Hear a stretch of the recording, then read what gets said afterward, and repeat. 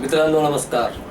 मी प्राध्यापक मुकुंद महाजन आजच्या 18व्या दिवशी आपलं या फनोमॅनियामध्ये स्वागत करतो. पहा ना, बघता बघता 18 दिवस कसे निघून गेले पता लागलं नाही, पण एक मजा येऊन राहिली आहे या माध्यमातून आपल्याशी हितगुज साधताना.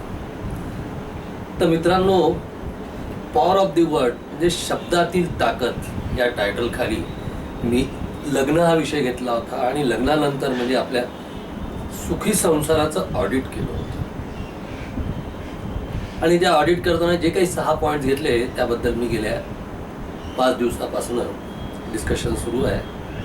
आजचा माझा 6वा पॉईंट आहे जो अतिशय महत्त्वाचा आहे. आधीचे 4 पॉईंट मी सांगितलं की त्याच्यापेक्षा 5वा पॉईंट खूप महत्त्वाचा आहे.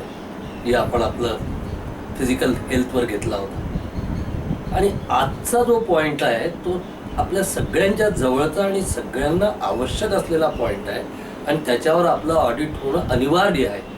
किंबहुना प्रत्येक संसारी पुरुषाचं त्याच्या संसाराचं लग्नानंतर त्याच्यावर ऑडिट होणं ही एक काळाची गरज आहे असं मला वाटतं. तर मित्रांनो, आजचा जो माझा पॉईंट आहे त्याला टायटल दिला आहे मी आर्थिक स्वातंत्र्य, फायनान्शियल इंडिपेंडन्स. याचा मोठा व्यापक अर्थ आहे.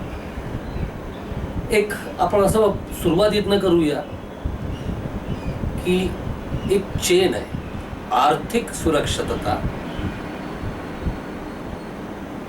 आणि आर्थिक स्थैर्य आणि आर्थिक स्वातंत्र्य म्हणजे financial security, financial security to financial stability and from financial stability to financial independence.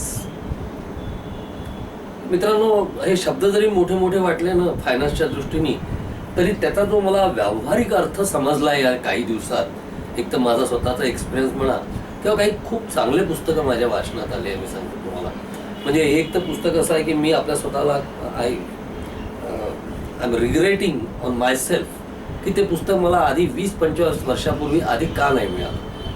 कदाचित I would have a different personality. मित्रांनो, मी पुन्हा सांगतो की मी त्या पुस्तकाचा एजंट नाही, पण त्या पुस्तकात तथ्य आहे, दम आहे, टेक्स्ट आहे, पॉवरफुल आहे. म्हणून मी वाचलं, म्हणून मला असं वाटतं की आपल्या जवळच्या मित्रांनी पण ते वाचावं. तर ते पुस्तकाचं नाव आहे रॉबर्ट टी कियोसाकीने लिहिलेलं रिच डॅड आणि पुअर डॅड. अरे अफलातून पुस्तक आहे. म्हणजे माझं असं मत आहे की आपण आता जवळपास 62 ते 66च्या रेंजमध्ये आहोत. आपण तर वाचा, पण आपल्या मुलाबाळांनाही वाचवा, ते पुस्तक वाचायला लावा. मला रॉबिन शर्माचं एक वाक्य खूप आवडलं आहे की if you are not read the book today you are not lived the day today. त्याचं म्हणणं असं आहे की तुम्ही आजचं पुस्तक वाचलं नाही तर आजचा दिवस तुम्ही जगले नाही, मग ते कोणत्याही विषयावर असो. आणि हे रॉबर्ट कियोसाकीचं इतकं जबरदस्त, म्हणजे त्या पुस्तकाची महत्ता म्हणजे मी तुम्हाला सांगतो की तुम्ही विचार करा की he is a partner of Donald Trump in some writing. म्हणजे विचार करा की अमेरिकेचे प्रेसिडेंट जे आहे त्यांच्याबरोबर कोणत्या तरी पुस्तकात त्यांनी पार्टनरशिप केली आहे. Financially Donald Trump is too sound, one should not describe. Donald Trump नावाचा कसिनो मी लॉस वेगासला पाहिला आहे, स्वप्नवत आहे. एक जस्ट एक्झाम्पल म्हणून सांगतो, विषयाला बायपास करत नाही, अगेन मुद्द्यावर येतो. तर मित्रांनो, हे पुस्तक वाचा आणि वाचून नुसतं वाचू नका, तर आपल्या उपयोगात आणा. अतिशय आनंद होईल तुम्हाला. तेव्हा आर्थिक सुरक्षितता, आर्थिक स्थैर्य आणि आर्थिक स्वातंत्र्य. आता आपण असा एक सर्वसामान्य विचार करू की माणसाचं लग्न हे वयाच्या 30व्या वर्षी, एक ॲव्हरेज, कोणाचा 27, कोणाचा 30, आपण असं समजू की ॲव्हरेज 30व्या वर्षी होतं आणि तो 30व्या वर्षी रिटायर्ड होतो. म्हणजे 30 वर्षाचा तो असतो आणि 30 वर्ष तो संसारात राहतो आणि रिटायर्ड होतो 60व्या वर्षी, कुठे 58, कुठे 65. पण मी एक ठोकळ मानाने आपल्या समोर होतो की 30 + 30 60. आणि त्याच्यानंतर असं समजू की आजकाल औषधं पाणी खूप आले, लेट अस फॉरगेट दिस पोइट. पण 20 वर्ष माणसाचं चांगलं आयुष्य त्याच्यानंतर असतं, म्हणजे तो 80 वर्ष जगतो. आता असं लक्षात घ्या की एक माणूस जन्म आल्यानंतर 30 वर्ष तो आपलं शिक्षण वगैरे करून कामधंद्याला लागतो, नंतर 30 वर्ष अर्निंग करतो आणि 60व्या वर्षी रिटायर्ड होतो. ही सिस्टीम एक नोकरदार वर्गाची आहे.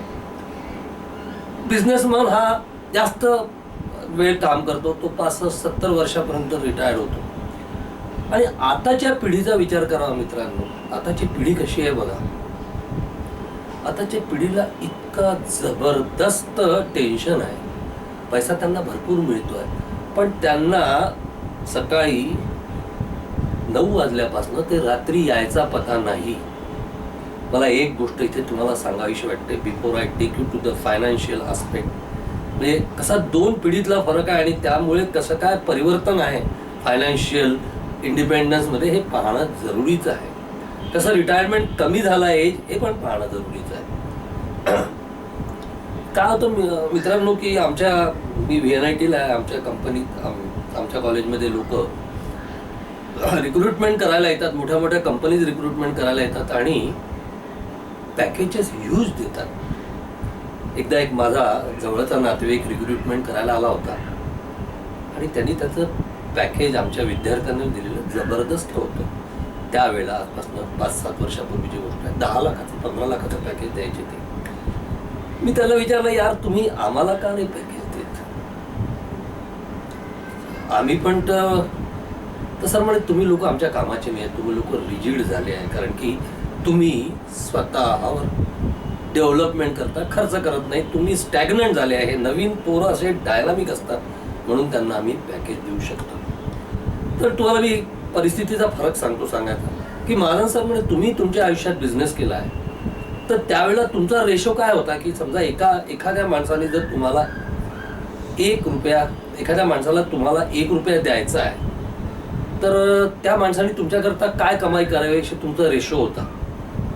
म्हटलं असं होतं की त्यांनी 5 रुपये कमाई करून आणली आमच्याकरता, तर आम्ही त्याला 1 रुपये द्यायचो. म्हणजे 1:5 आमचा रेशो होता. 5 ओनर 1 एम्प्लॉई.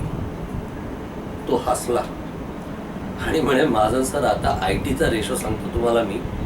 IT मध्ये असा एक रेशो आहे की तुम्ही तुमच्या कंपनी करता जेव्हा 150 रुपये कमाई करता तेव्हा तुम्हाला 1 रुपया मिळतो. म्हणजे आज जे हे 10-10 लाखाचे 15-15 लाखाचे पॅकेज आहे ना, त्याच्या 150 टाइम्स त्यांना आपल्या कंपनीला कमाई करून द्यावी लागते. म्हणजे विचार करा, आमच्या वेळेला 5 रुपयातनं आम्ही 1 रुपया द्यायचा होता, 150 रुपयातनं 1 रुपया आणि कामाचा वेळ तेवढाच.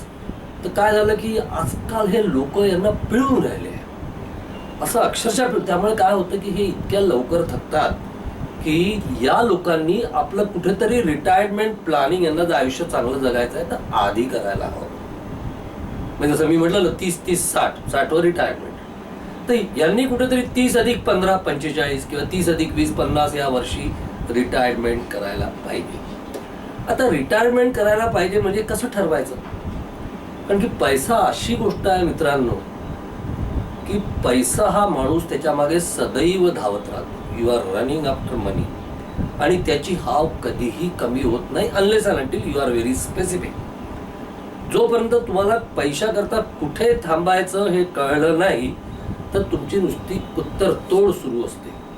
मला असं वाटतं मी आपल्या आयुष्यात एक ठरवलं की एका पर्टिक्युलर वर्षापर्यंत मी पैशाच्या मागे धावलो. निश्चित खूप मेहनत केली मी, पण एक मी पहिल्यापासून ठरवलं होतं की at the age of 40 I will stop running after the money and the money should run after me. And it happens.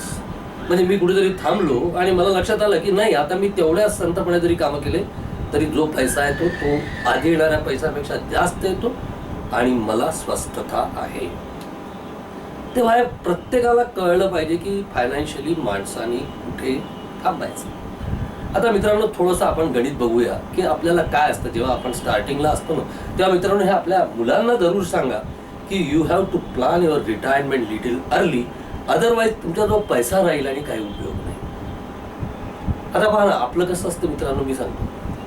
आपण काय करतो की आपलं एक इन्कम असतं,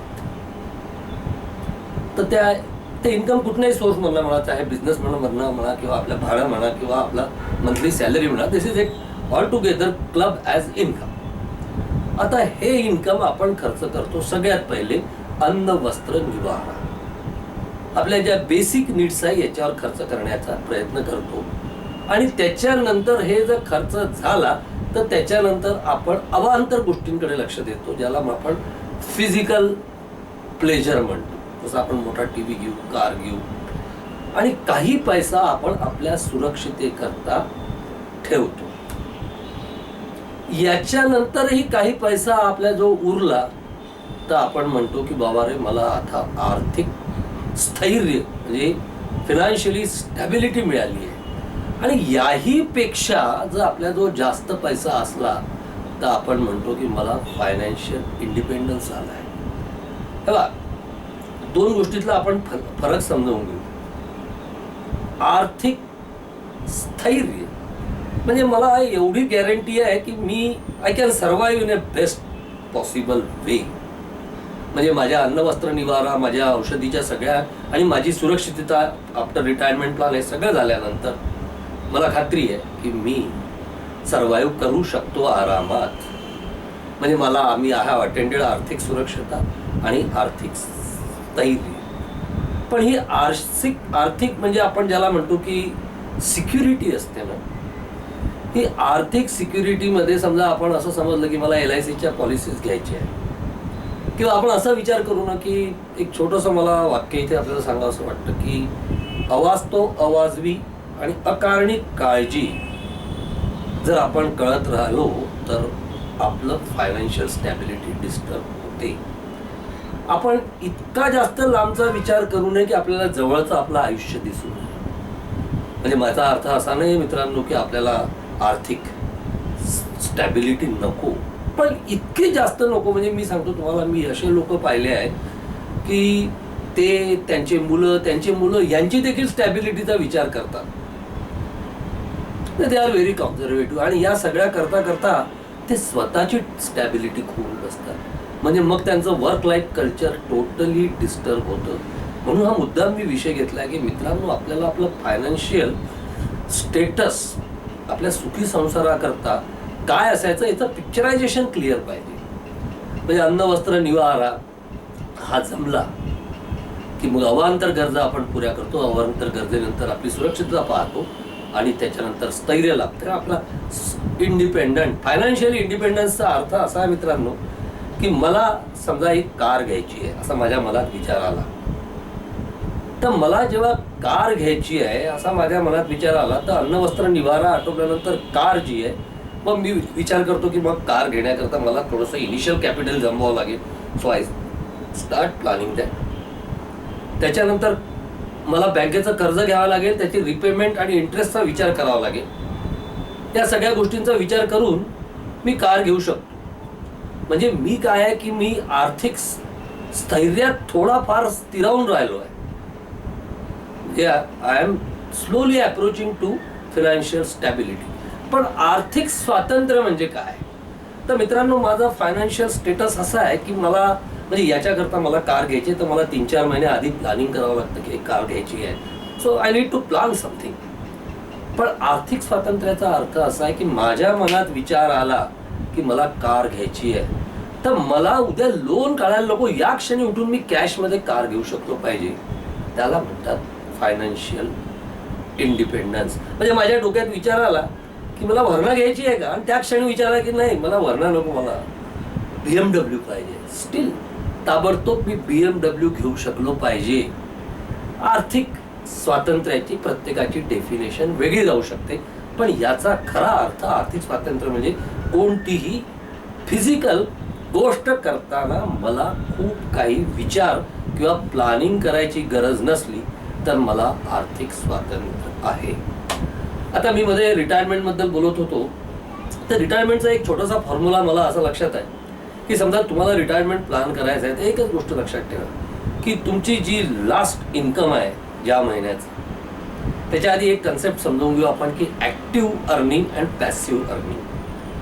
ॲक्टिव्ह अर्निंग म्हणजे जेव्हा केव्हा मी पैसा कमाई करतो, कोणताही माध्यम राहो, नैतिक माध्यम, मग ती चाहे नोकरी राहो, माझा बिझनेस राहो, माझं रेंट राहो, जे काही असेल ते, तर जे ॲक्टिव्ह माझं इन्कम आहे ज्याच्यात म्हणजे माझं इन्व्हॉल्वमेंट आहे ते करण्यात, त्याला म्हणू आपण ऍक्टिव्ह इन्कम. आणि पॅसिव्ह म्हणजे मला पैसे येऊन राहिले पण माझं फिजिकल इन्व्हॉल्वमेंट इज झिरो, म्हणजे मी तिथे असो वा नसो मला पैसे मिळणार, that is called passive income. आता आपला ऍक्टिव्ह इन्कम जे आहे सगळ्या सोर्समधनं ते आणि पॅसिव्ह इन्कम हे जर म्हणजे ऍक्टिव्ह इन्कम माझं इतकं आहे की माझ्या सगळ्या गरजा पूर्ण होऊन राहिल्या आहे, मला आर्थिक स्टॅबिलिटी आली आहे.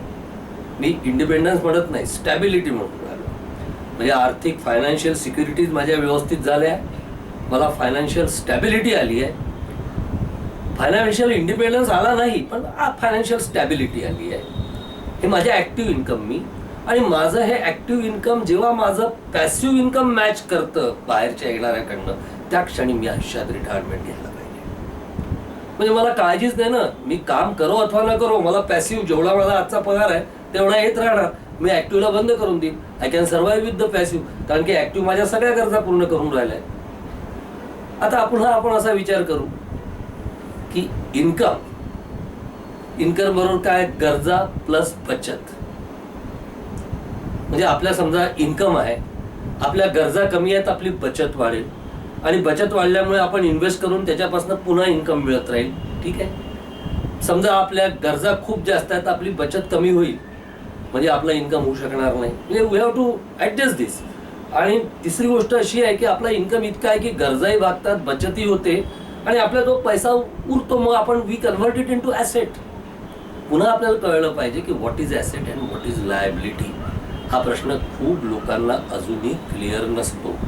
मित्रांनो, माझं असं पाहण्यात आलेलं आहे की आमच्या वयाचे जे लोक आहे ना, ते आम्ही लोक फक्त बँकेकरता कमाई करतो. You believe? कारण की आमच्या रिक्वायरमेंटच इतकी कमी आहे आणि आमच्याकडे सोर्स ऑफ इन्कम असे आहे व्यवस्थित, ॲक्टिव्ह पॅसिव्हचं व्यवस्थित गणित करून ठेवलं आहे. त्यामुळे काय होतं मित्रांनो की कोणत्याही गोष्टीचा प्रॉब्लेम आणि गरजा खूप कमी झाल्या. बरं, कशाकरता लोन काढायचं नाही. मी मागे एकदा कार घेतली, तर मी कार करता वरना कार घेतली आज 10 वर्षापूर्वी. 11.5 लाखाचं टॉप एंड मॉडेल होतं. मी गेलो दुकानात आणि म्हटलं मला कार पाहिजे आहे. तसं कार त्यांनी दाखवली, म्हणजे तुम्हाला परवा मिळेल. आणि लगेच 3-4 लोक माझ्या मागे, सर तुम्हाला बिलकुल स्वस्तात म्हणजे कमीत कमी इंटरेस्टमध्ये मी लोन गमवून येतोय. अरे म्हटलं मला लोनची गरजच नाही बाबा. तो म्हणा अरे नाही सर, तुम्ही हे पैसे इकडे ठेवा तिकडे ठेवा. मी म्हटलं काही नको, तू मला सांगू नको, मला लोन काढायचंच नाही. तर मित्रांनो, आपली अशी परिस्थिती पाहिजे की आपण कोणत्याही गोष्टी, मला इच्छा झाली तर या क्षणी समजा मला एक 2 BHK फ्लॅट घ्यायचा आहे, तर माझं फायनान्शियल इंडिपेंडन्स असं पाहिजे की without thinking I should go for that flat. हां, मग थोडा इन्कम टॅक्स बेनिफिट करता मी ते थोडंफार लोन दाखवेल, तो भाग वेगळा, दॅट इज टेक्निकल पार्ट. पण in true sense I must be in a position to purchase it in cash. दोस्तांनो, आपल्या आयुष्यात जर तुम्हाला मजा मारायची असेल तर नो लोन, एक टार्गेट आणि टॅगिंग सेंटेन्स लिहून ठेवा, नो लोन. कोणत्याही गोष्टी करता लोन घेऊ नका. तर आता काय होतं मित्रांनो, या वयात आम्ही सगळे लोक फक्त बँकेकरता कमाई करतो. म्हणजे काय होतं मी सांगतो तुम्हाला, आमच्या सॅलरी येते त्याच्यातनं 10% कुठेतरी खर्च होतो. बाकीच्या अदर सोर्सेसमधनं पैसे असतात. कधी कधी 3-3 महिने बँकेत पगाराकरता जायची गरज नाही. मग आम्ही तो FDR करतो, तो आल्यानंतर त्याला पुन्हा रिपीट करतो. म्हणजे काय, शेवटी बँकेत घरी ठेवून करणार काय, इंटरेस्ट येऊ दे. आणि इंटरेस्टही खात नाही, इंटरेस्टचा पण FDR बनतो, अशी परिस्थिती आहे. तर मित्रांनो, आता त्यामुळे एक नवीन टर्मिनॉलॉजी येऊन गेली बँके करता. म्हणजे बघा, मी तुम्हाला सांगतो, तुम्ही विश्वास ठेवा अथवा नका, पण माझं एक मोठं बोल्ड स्टेटमेंट आहे की आपण इंडियातल्या सर्वसामान्य माणसांनी, ज्यांचे बिझनेस नाही, सॅलरी आहे मग ती 5,000 पासून तर 3 लाखापर्यंत, या सगळ्यांनी जर आपला पैसा जर बँकेतनं काढून घेतला तर बिलीव्ह मी, बँका डुबून जातील. कारण की हे मोठमोठे जे घोटाळे झाले ना, ते आपल्या भरोशावरच बँका तरुण आहे. कारण की आपण आपला पैसा काढतच नाही, आपण फक्त बँकेकरता कमाई करतो. त्या मित्रांनो, एक आता नवीन टर्मिनॉलॉजी आली आहे, डिस्पोजेबल इन्कम. म्हणजे पहा ना, असा एक त्याला नाव आहे की तुमचं इन्कम इतकं छान व्यवस्थित आहे की ते तुम्ही डिस्पोज करायला पाहिजे काही ना काही छान वस्तू घेऊन तुमच्या करता.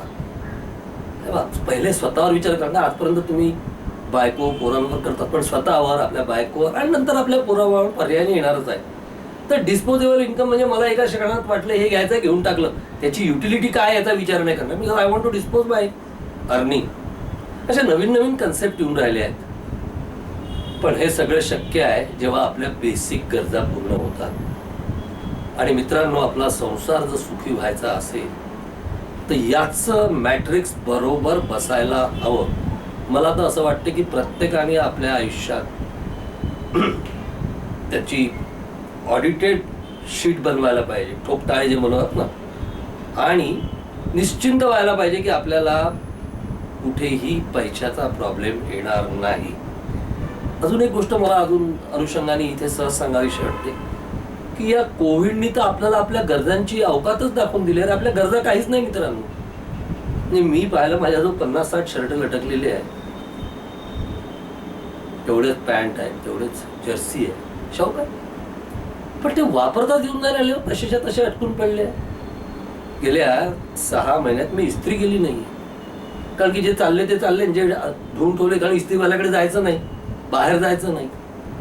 तेव्हा आपल्या गरजा एकदम कमी आहेत, त्यामुळे आपण बचत चांगली करू शकतो, आपलं फायनान्शियल स्टेटस चांगलं करू शकतो आणि आर्थिक स्वातंत्र्याकडे जाऊ शकतो.